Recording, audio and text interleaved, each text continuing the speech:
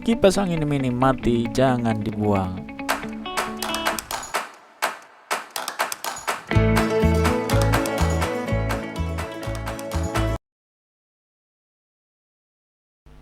Ini adalah barang mini tapi kegunaannya besar. Selain untuk mendinginkan hati yang sedang panas, bisa juga untuk mendinginkan nasi yang baru matang menjadi adem. Nah, yang pertama-tama kita lakukan adalah mendoakan kipas ini. Tidak, kita buka saja. Ya, tapi selalu sih berdoa supaya ini kita kerjakan berhasil. Nah, pertama-tama yang kita lakukan adalah membuka bagian luarnya atau penutup dari bagian dalam atau casingnya kita buka. Nah, kipas ini terdiri dari 4 baut saja, jadi gampang kita bukanya. Kalau tidak punya obeng ya pakai kuku bisa patah. Kesulitan paling terbesar dalam memperbaiki kipas ini adalah mengeluarkan bautnya yang nyangkut.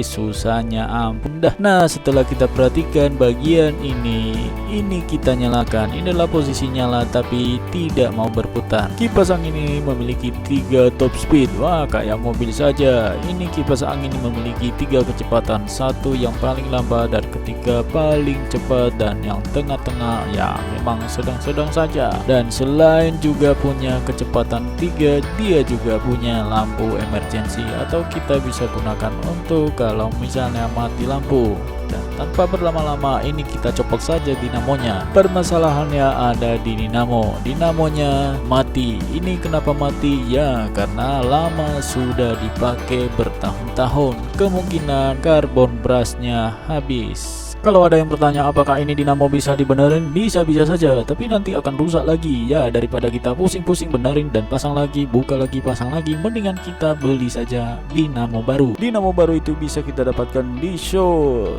atau di toko. Jangan disebut, itu kita bisa beli di online shop.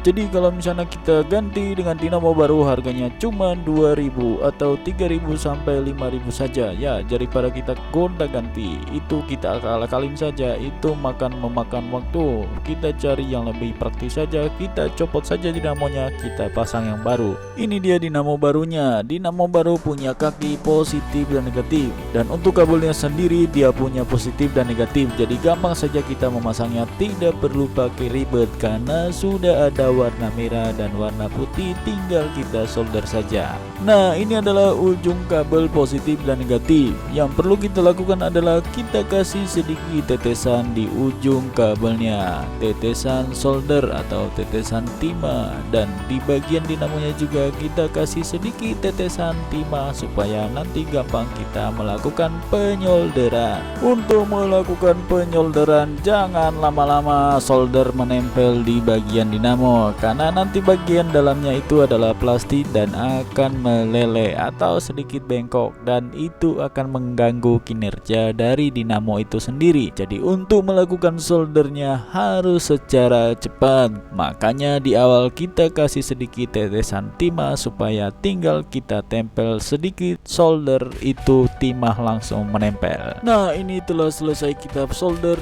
dinamonya, dan sekarang kita akan melakukan uji coba apakah dinamo ini menyala atau tidak.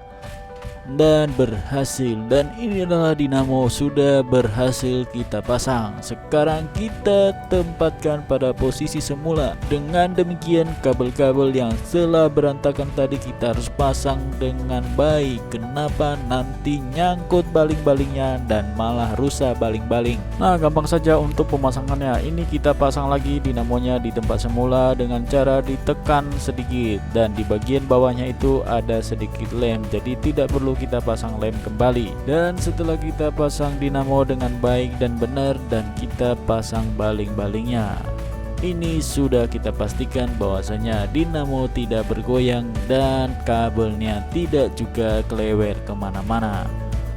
Dan terakhir kita pasang bautnya supaya tidak terlepas akibat dari putaran dinamo yang baru ini terlalu kencang.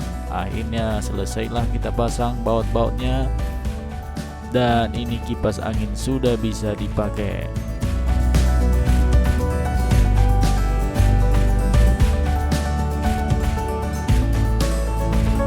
Nah, kipas ini telah selesai kita kerjakan dan ini kipas bisa kita bawa-bawa ke pesta. Ketika pestanya panas-panasan, tidak punya AC atau tidak punya kipas angin, kita bisa pakai kipas angin ini untuk kipas-kipas ketek yang berkeringat.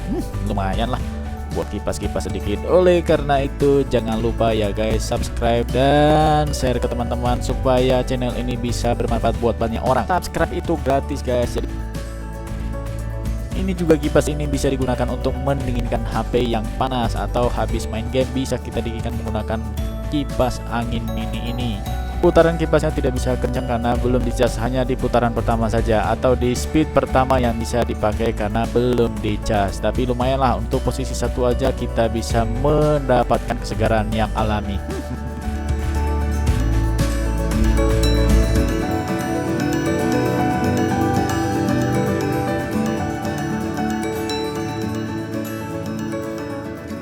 Sekian untuk video kali ini dan seperti biasa jangan terlalu hemat. Terlalu hemat itu sama dengan pelit. Kalau misalnya pelit susah ekonomi berjuang.